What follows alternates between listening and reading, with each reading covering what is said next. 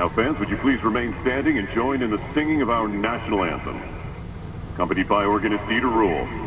Please welcome U.S. Coast Guard Petty Officer Second Class, Mike Gallagher.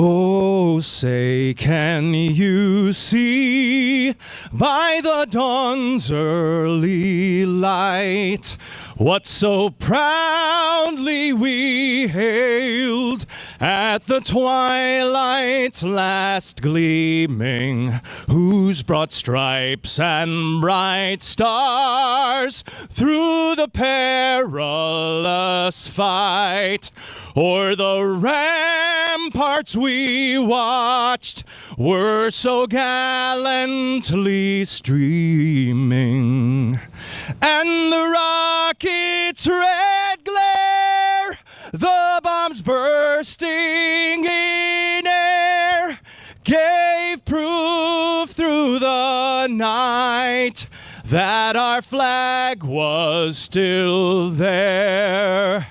Oh, say, does that star-spangled banner yet wave o'er the land of the free and the home of the brave?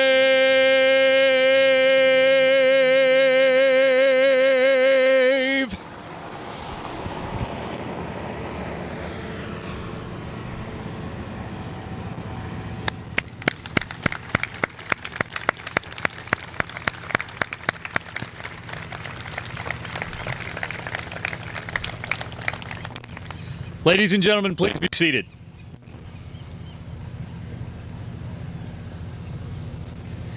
What a way to kick off this special event.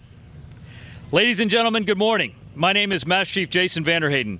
It is my distinct honor as the 13th Master Chief Petty Officer of the Coast Guard to be with you today from Base Los Angeles, Long Beach. Welcome to the 2019 State of the Coast Guard Address. I want to give a special recognition to the 56,000 men and women of the Coast Guard, the 25,000 members of the Coast Guard Auxiliary, and the thousands of active duty members taking part in watch parties across the globe via live stream. Thank you for watching and engaging. This is your Coast Guard.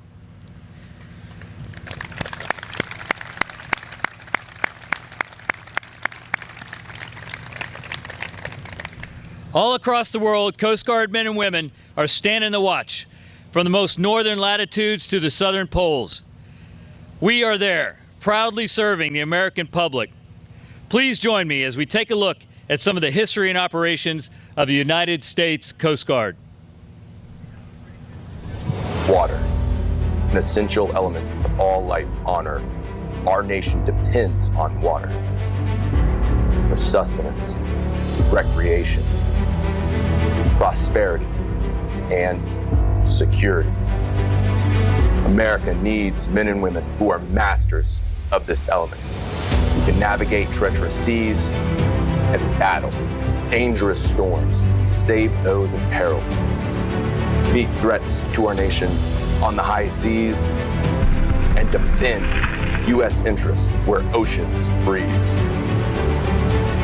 Serve as sentinels on our vast maritime border and challenge our enemies in this global domain, all while ensuring lawful trade and travel with our allies and protecting this precious natural resource. They must have the resilience to weather any storm. For the first time today, 41,000 active duty Coast Guard members deployed all over the world are now not getting paid. Thankfully, our nation has masters of this element. We have served without pause for over 228 years. In times of war, in times of crisis, in our nation's darkest hour, we were there. All available votes. This is the United States Coast Guard. Anyone who wanted help with the evacuation of Lower Manhattan, report to Governor's Island. we've led our nation through times of progress and mourning. The American people depend on us. For them, we are always ready. We are the United States Coast Guard, and this is our element. Rest easy, America. We have the watch.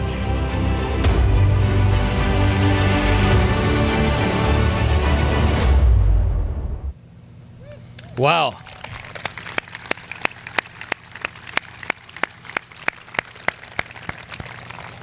If that doesn't inspire you, nothing will. Outstanding job.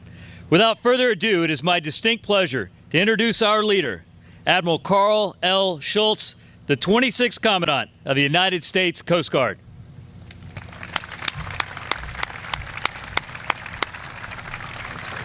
All right, let's do it. Well, good morning. Thank you, Master Chief Vanderheyden, for that kind introduction. And thank you all for joining me to talk about our Coast Guard. Today, I'm here at Base Los Angeles Long Beach with our people in the field where our tremendous men and women are on the front lines of the nation's maritime interests every day. Our people and leaders have earned the trust and confidence of the American public and our partners worldwide. Leaders like those sitting here with me this morning, such as our Pacific Area Commander, Vice Admiral Linda Fagan. Often, when asked about our service, we tend to talk about our missions and operations or our platforms. And don't get me wrong, that's important because mission accomplishment is our value to the American people. But if you truly want to understand the Coast Guard, look to the men and women of our service. They define our strength, our character, and are the foundation of our military readiness. Our mission-ready total workforce is that civilian port security specialist, striving to enhance safety and security standards. The rescue swimmer, who saves the fishermen minutes before their boat sinks. The cutter crew intercepting illegal drugs carried aboard a low-profile vessel. The elite deployable special forces team boarding non-compliant vessels in the Arabian Gulf. And the volunteer Coast Guard auxiliarist educating recreational boaters on the Great Lakes. Together, these men and women are your United States Coast Guard. Our people operate in a complicated and dynamic environment where asymmetrical threats pose unique challenges to our nation. Working together with our fellow components in the Department of Homeland Security and with the Department of Defense, we leverage our broad authorities and unique capabilities to lead in the maritime community and exert global influence. The strength of our workforce continually reveals itself in difficult times, as the nation observed during the recent 35-day partial lapse in appropriation. Our people stood the watch and fulfilled our promise to the American public. Ultimately, this was a powerful testament of our resiliency as a military service, and it indicated the strength of our committed workforce. But while difficult, we learned that we do not stand alone. Across the nation, communities pulled together to support their Coast Guard, reflecting our enduring value to the American people. Take, for example, Jenna Hall, the ombudsman right here at Sector Los Angeles Long Beach. Jenna coordinated with community organizations to ensure that our members and their families received essential support. Jenna reflects the dedication and patriotism of Coast Guard families, as well as everyday citizens across the nation who directly contribute to keeping our Coast Guard semper paratus, or always ready.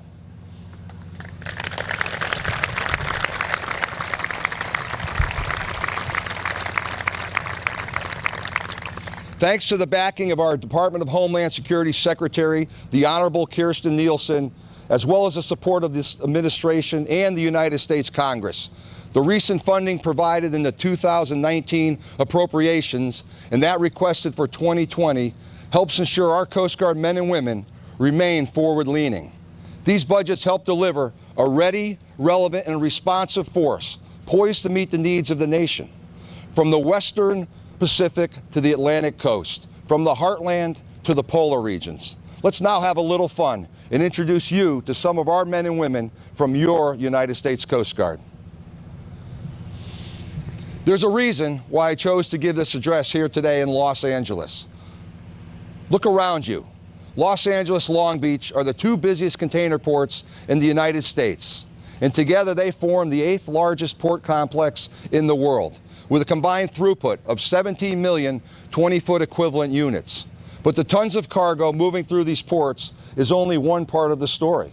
Our nation's economy relies on the safe, secure, and free flow of goods into our ports and on our nation's waterways.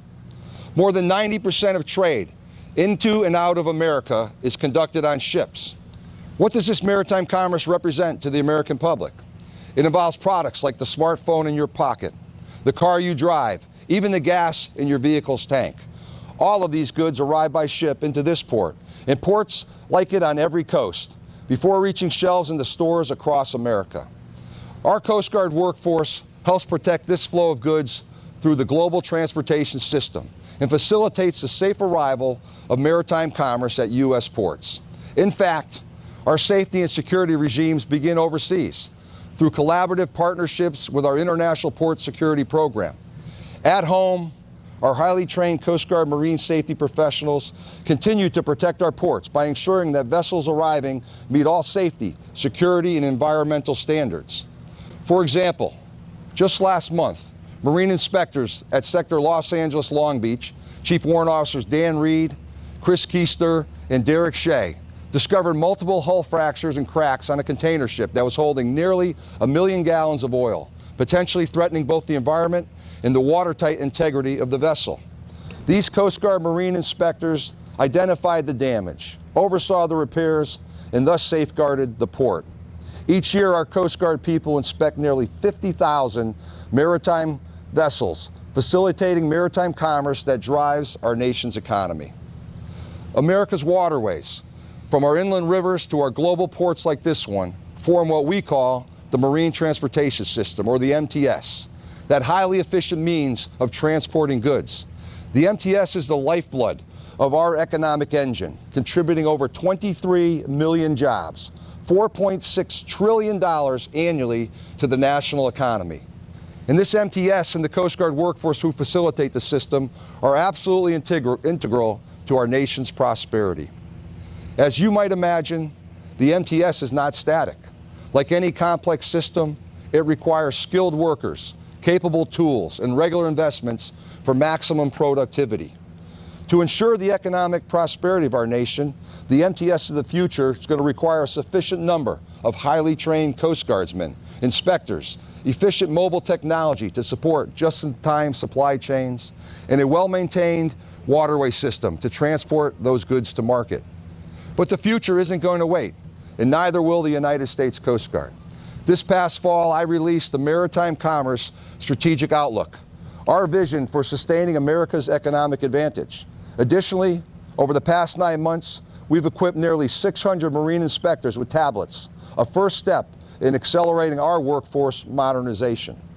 And I'm proud to report that over the next decade, we will be replacing our fleet of 35 aging inland river tenders, averaging 55 years old, with what we're calling the new Waterways Commerce Cutter. Together, these investments represent important steps for our nation to remain globally competitive for decades to come. However, our work in the MTS grows more challenging each and every year, while the nation's transportation infrastructure continues to deteriorate. As Congress considers recapitalizing this pillar of economic prosperity, the Coast Guard stands ready to do our part to advance this vital enabler of both trade and commerce. When you look to the horizon, past the port infrastructure, 1,500 miles southwest of here, vessels carrying multi-ton loads of cocaine are racing northward. These transnational criminals seek to sell their poison on our American streets, and their illicit activities bring instability and violence wherever they operate. Today, the National Security Cutter Weishi is on patrol in the Eastern Pacific Transit Zone. And tomorrow in Miami, the 270-foot medium endurance cutter Tampa will offload 12 metric tons. That's over 26,000 pounds of cocaine interdicted at sea in recent weeks. Coast Guard men and women are on the front lines combating transnational criminal organizations that actively harm Americans and our way of life. These organizations are a direct and immediate threat to our security. Over the last 3 years, working with international and interagency partners, the Coast Guard has been conducting an aggressive campaign far from our borders. We have removed over 1.4 million pounds of uncut cocaine from the transit zone and delivered 1,800 smugglers apprehended at sea to the Department of Justice for prosecution. If you watched the recent trial of Joaquin Guzman, better known as El Chapo, the leader of the violent Mexican Sinaloa cartel, you saw the impact of Coast Guard joint operations. Initial evidence in building the case against Guzman was derived from Coast Guard at-sea interdictions led by boarding team members like Maritime Enforcement Specialist Samantha Constant. My name is Samantha Constant, and I'm a Maritime Enforcement Specialist with the United States Coast Guard. They told us that there's a possible Asian migrant, so we were sent out to investigate the purpose of their voyage. With ME3 on board, it actually decreased my concern in a way, knowing how professional she is. The primary boarding officer was one of my ensigns who had just been qualified, so that was actually his first boarding. So having her on board made him more comfortable. Because of how low the vessel was riding, we inquired about, how many people was on board. They're like, well, about, 30, 40 on board. I was like, is there anybody on the bottom? They're like, yes, it's about 80 people. My concern right off the bat was keep them calm, let them know that we were there to help them, provided everybody with a life jacket. So we asked ME3 to talk to them, ask them if they could anchor the sailboat where they were, but reduce the danger of, one, the vessel proceeding closer to land, and two, again, rolling over in the surf. They needed food, they needed water, and a lot of them were stacked on top of each other. They couldn't move. They wanted to get off that boat. We have had a couple of people that trying to jump. I had like one guy jumping on me. I was like, I got you. ME3 was able to help communicate their concerns to us as far as, what they needed and what we could do to help. We had to switch out the crew because I had to come on board and help translate. Once we had everybody back on board, kind of turned into a mom. Was right on board, taking care of the kids, helping the adults. Some of them had minor medical issues, which we helped them through as well. With her being from Haiti, of course, it's an emotional thing for her as well. It warms my heart that we're able to save them before something catastrophic happened. She's professional in everything she does. She excels in everything she does. She's the perfect crew member.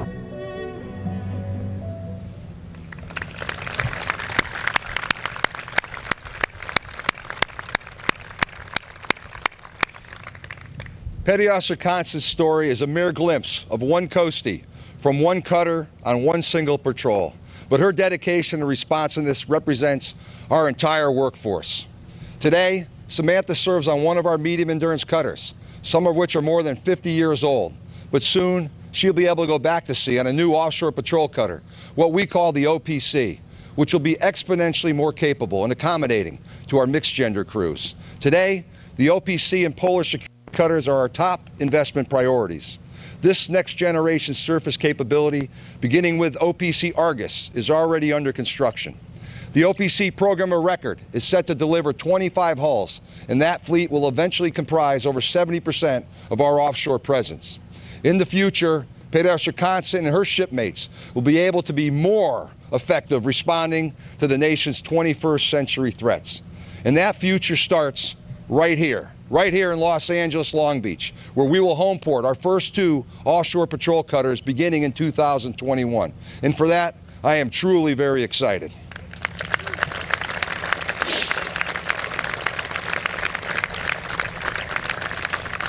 Our Coast Guard crews are already experiencing and benefiting from the game-changing capabilities of these new platforms. Our national security cutters, what we term the NSC, the flagships of our cutter fleet, they're outfitted with unmanned aerial systems, airborne use of force helicopters, over-the-horizon boats that target myriad threats to our nation.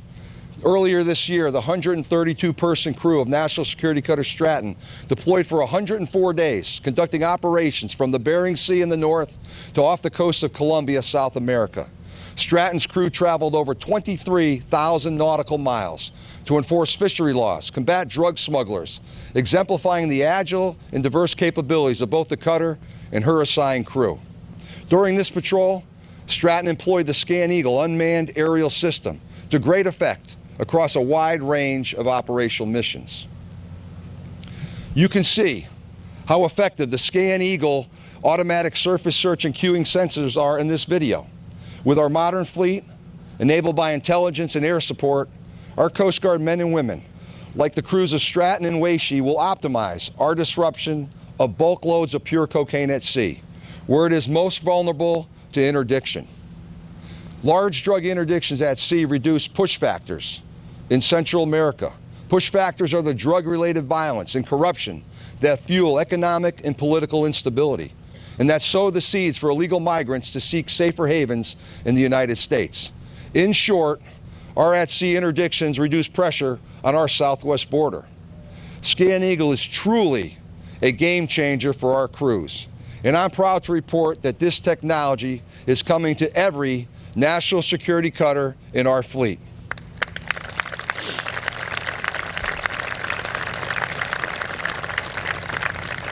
But, and there's always a but, not quickly enough. I'd like to accelerate the fielding of this technology, doubling the delivery schedule of this key enabler from 2 to 4 systems per year. At that rate, by the end of my tenure as Commandant, we will field full ScanEagle capability across our entire national security cutter fleet. Additionally, we will work aggressively to ensure each of our offshore patrol cutters sails from the shipyard equipped with this same UAS technology.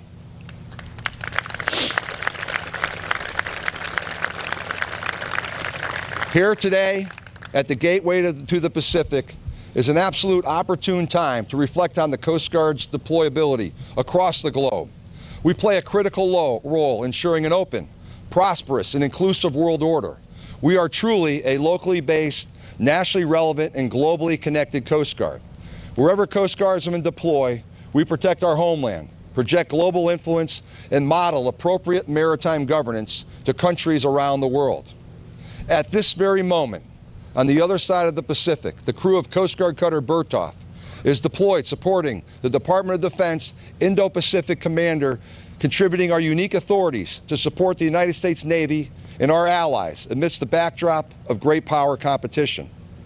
Coast Guard operations in the Indo-Pacific are indicative of our global reach and support to all DoD combatant commanders. On the Arabian Gulf, 300 Coast Guard men and women operate 6 island-class patrol boats that protect essential and key maritime approaches and infrastructure, while our training teams bolster interoperability and build partner nation capacity in support of U.S. Central Command.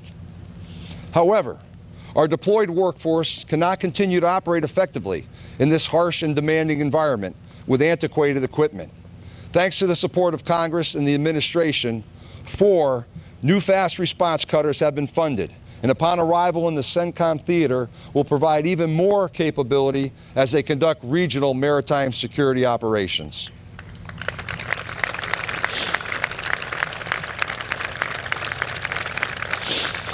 At the other extreme of operating environments, our Coast Guard men and women are on the front lines of the rapidly changing, increasingly accessible, and geostrategically important polar regions.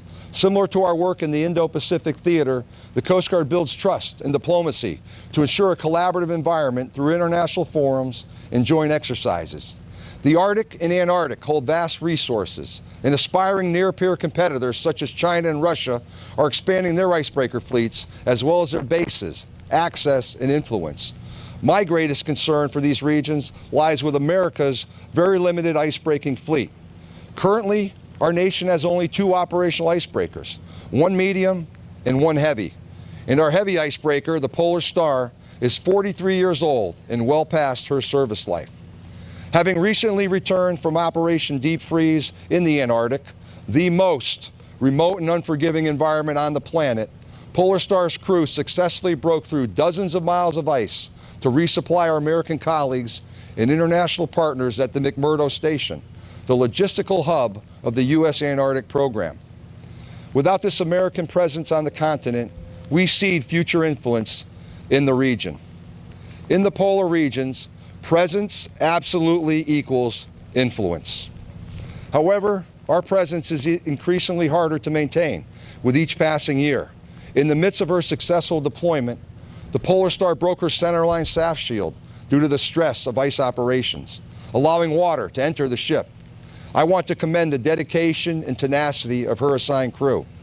Hundreds of miles from the nearest safe port, a joint Coast Guard and Navy dive team braved the icy ocean to apply a patch that slowed the flooding.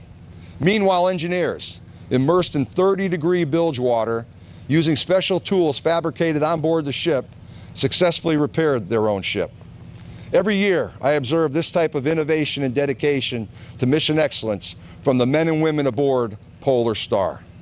That is why our Polar Security Cutter Acquisition Program is so critical to our national security and our prosperity in the high latitudes. This is not lost on the administration and the United States Congress, who provided the remaining $675 million to fully fund the first Polar Security Cutter and provided the initial long lead materials for the second Polar Security Cutter.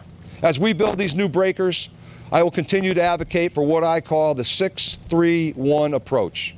We need 6 icebreakers, at least 3 of which must be Polar Security Cutters, and today I'm proud to say we will award the construction contract this spring for the first one.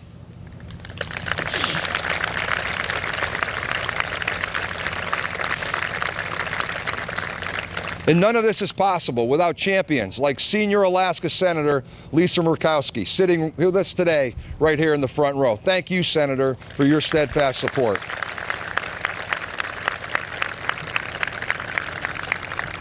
However, the Polar Security Cutters are only one part of a larger strategy.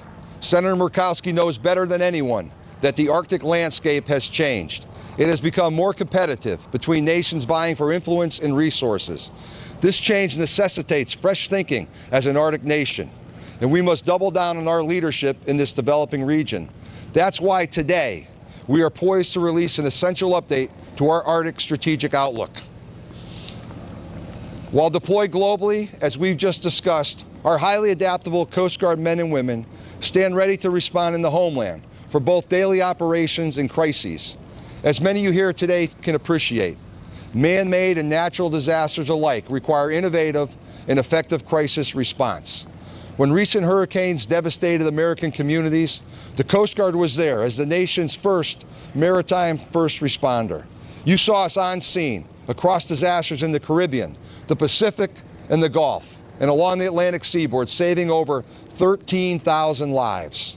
There were many unsung Coast Guard heroes. Today, we're going to hear from a very special Coast Guard pilot. This is a special place. This is hallowed ground we're on. These are hallowed skies above us.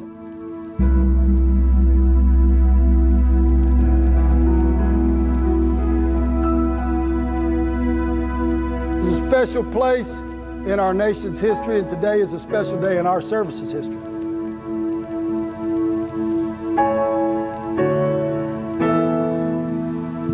We are a product of the people that came before us, and I wouldn't be sitting here today to receive this award if, the Tuskegee Airmen didn't exist.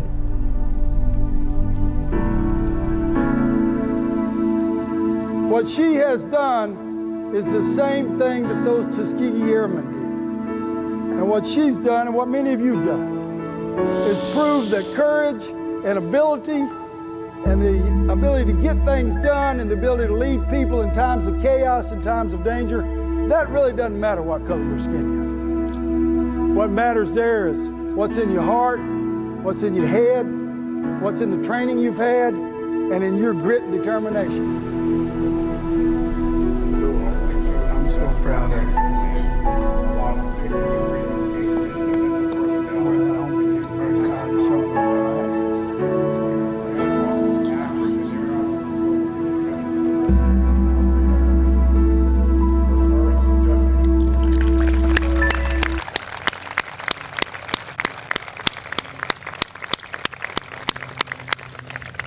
You note I'm cautious I didn't say we came to Los Angeles for the weather. Many of our Coast Guard heroes don't make the front page. Instead, they work behind the scenes, supporting our frontline operators. These mission support enablers are critical to our success. And I'm reminded of a perfect example from last July when a charter airplane crashed in the mountains of Alaska. While transporting survivors to medical care, the responding Coast Guard rescue helicopter was forced to land due to low fuel. Back in Ketchikan, the support team quickly sprang into action.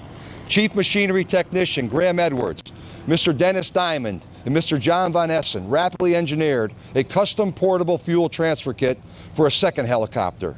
And as they prepared the kit, storekeepers Isaac Castruda and Seth Mason expeditiously sourced local materials, while electronics technician Michael Leska coordinated on-scene training for the flight crews to operate that equipment. Every operational success in the Coast Guard has its foundation in the vital work of our mission support workforce. And in this case, 11 plane crash survivors were brought home safely to their loved ones due to the unified efforts of our crews in Alaska.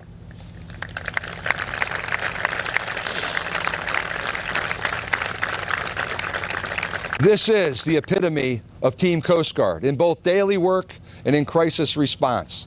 Our people take warranted risk, act decisively, and develop solutions to answer the nation's call for Coast Guard services. The spirit of innovation demonstrated by our shipmates in Alaska reflects 228 years of Coast Guard history. As Secretary Nielsen said Monday at her State of the Homeland Security address, we must anticipate, adapt, and respond quickly across our mission sets. For while the solutions to many of our readiness challenges lie in the need for additional resources, we must also continue to innovate. One recent example comes from our 2018 Annual Innovation Awards.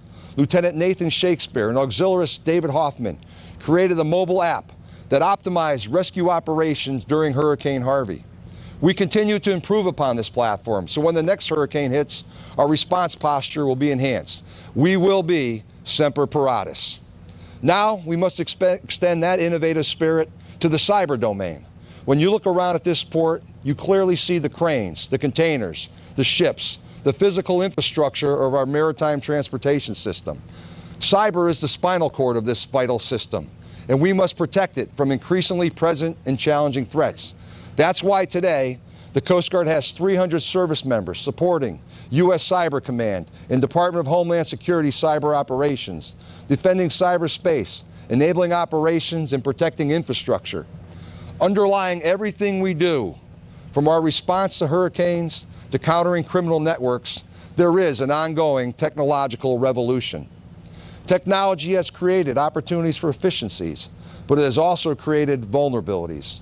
As a law enforcement agency, a member of the national intelligence community, and as an armed service, Coast Guard men and women are positioned to meet the rising challenges found in this domain. In fact, right here at Sector Los Angeles Long Beach, we have the Coast Guard's first port security cyber specialist, Chris Regan, who has a unique role of sharing maritime cyber threat intelligence with local, state, federal, and private sector partners.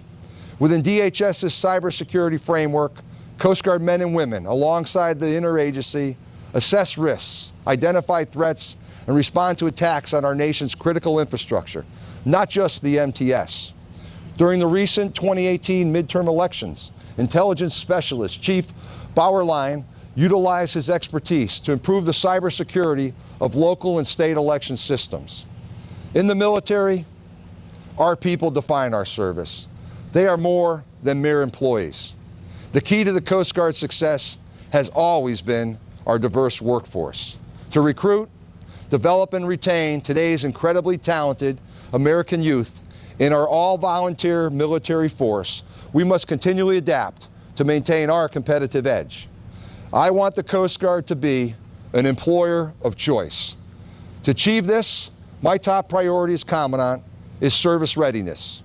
As I mentioned earlier, increasing global complexities, the crescendoing demand for Coast Guard services necessitates the best people, the best tools, and our best performance.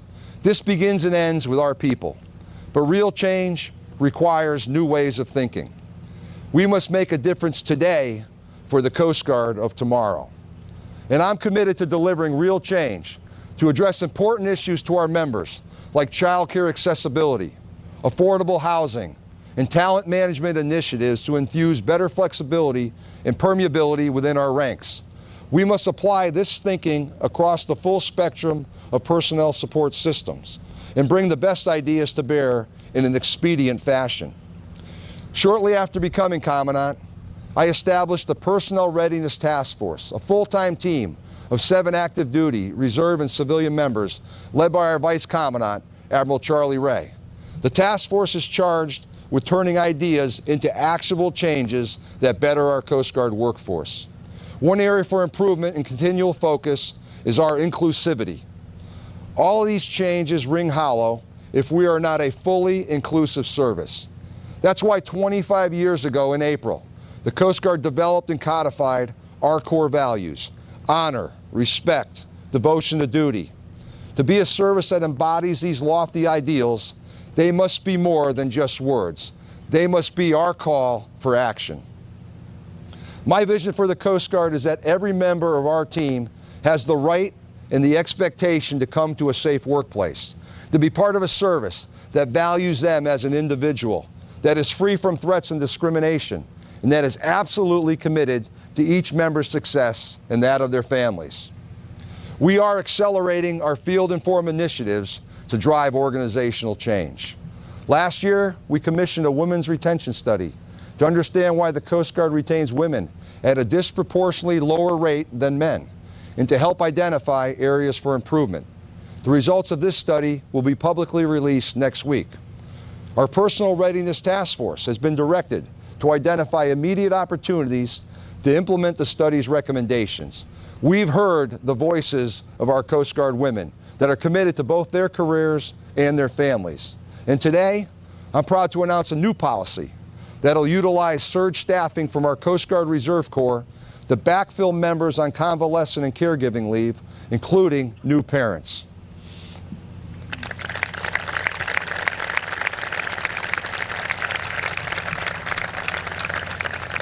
Now, our truly dedicated women can better focus on their families and their well-being without worrying about the impacts of their absence on their workplace and their colleagues. Building on the success of the Women's Retention Study, I'm pleased to announce that the Coast Guard will undertake a similar holistic retention study for underrepresented minorities beginning this spring. Today, your senior leadership team is exploring more forward-leaning policy changes to recruit and retain a workforce reflective of the nation we serve, including easing the existing tattoo policy, removing single-parent disqualifiers, and revising outdated weight standards that disproportionately affect women. These actions are the first steps in a dedicated campaign to identify barriers to inclusion and to help frame solutions that challenge the status quo. They're small ripples that will lead to a groundswell of cultural change. Join me in building this tidal wave to ensure all of our members are respected, all of our members are empowered, and all of our members are included.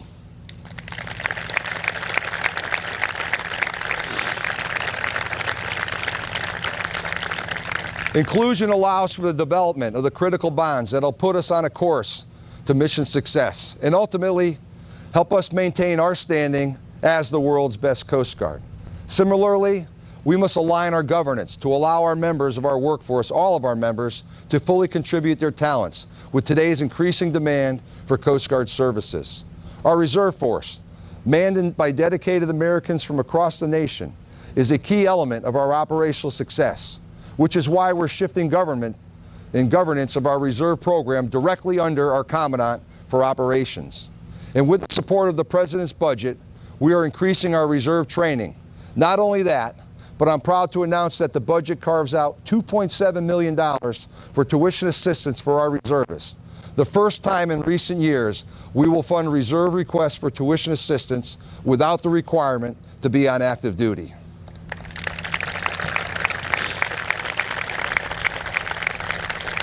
Our missions have never been more relevant or demanding than today. However, we face very real readiness challenges, so much so that we're approaching a tipping point. Coast Guard men and women are doing more and more in an increasingly complex and dangerous environment with aging platform and infrastructure. Yet our people answer the call every single day. And here's an incredible example for you. I'm Petty Officer Zach Edwards. I'm stationed at Sector Mobile, and on my wedding day, I saved someone's life.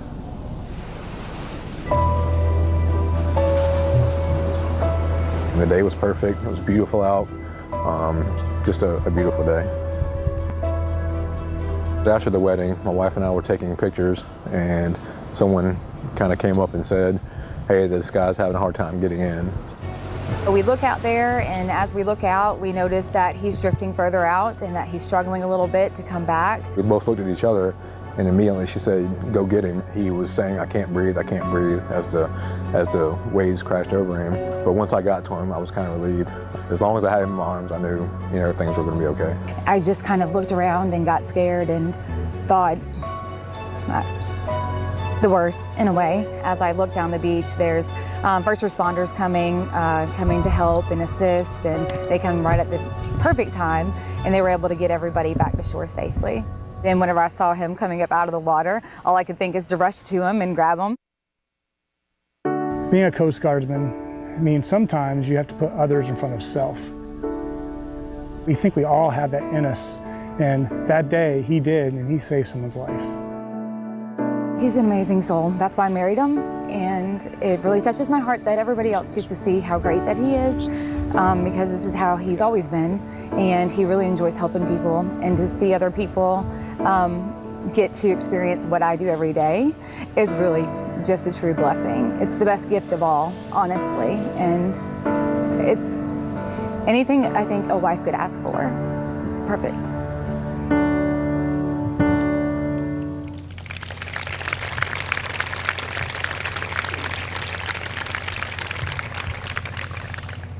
How about that? It's my responsibility, my moral obligation to ensure extraordinary Coast Guardsmen like Petty Officer Edwards have the necessary tools, not just to do their jobs, but to excel. I'm committed to securing modern assets and the fiscal resources needed for our people to operate in the face of today's dynamic threats.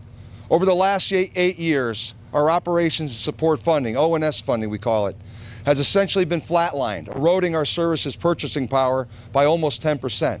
Imagine bringing home 10% less in your paycheck to cover essential bills. In a modestly funded organization like the Coast Guard, this has resulted in deferred maintenance, a strained and undersized workforce, and antiquated information systems. And we continue to face an extensive shore infrastructure backlog that now exceeds $1.7 billion. That's particularly problematic for an organization with facilities spread far and wide across the nation. In addition to our backlog, we also need to build modern infrastructure to support homeporting our newest assets, including polar security and offshore patrol cutters, and provide our people with the facilities they deserve. Looking to the future, the key is stable and predictable funding for our acquisition programs in order to continue to meet delivery milestones. Once in the fleet, our modern and capable and interoperable cutters serve a critical role safeguarding our nation.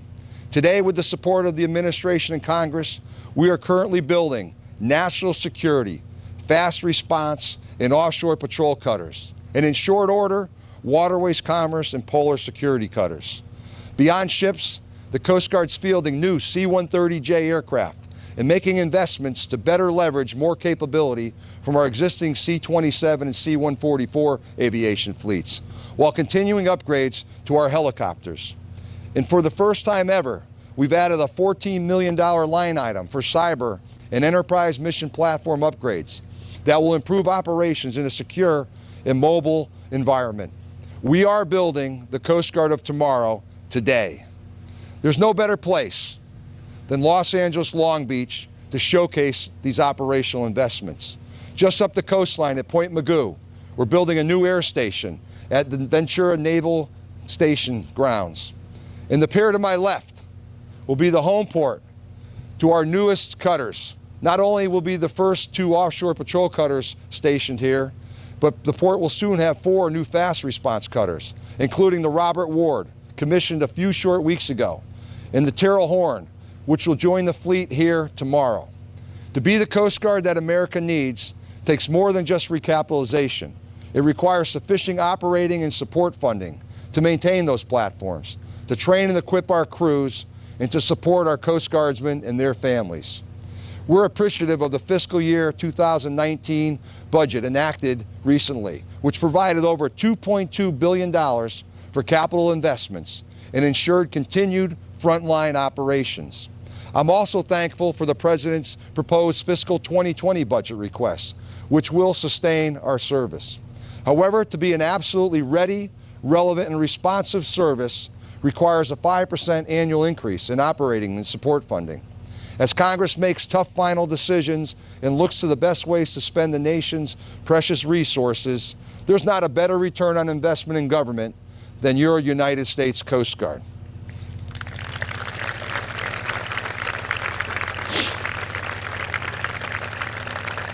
Throughout my remarks, I've tried to highlight this morning our greatest strength and the cornerstone of our readiness, the dedicated men and women of the United States Coast Guard. As I look to the future, I am absolutely tremendously optimistic the Coast Guard will remain strong, adaptive, and resilient to the challenges ahead. That optimism and enthusiasm is founded on almost 36 years of personal experiences with our people. Our people have never been more talented or more capable than they are today. Our Coast Guard men and women are united by a shared commitment and an eagerness to serve, to demonstrate skill and courage so that America's Coast Guard will remain semper paratus, always ready to meet the challenges confronting our nation today and tomorrow. Thank you. God bless the United States of America and the United States Coast Guard. Thank you.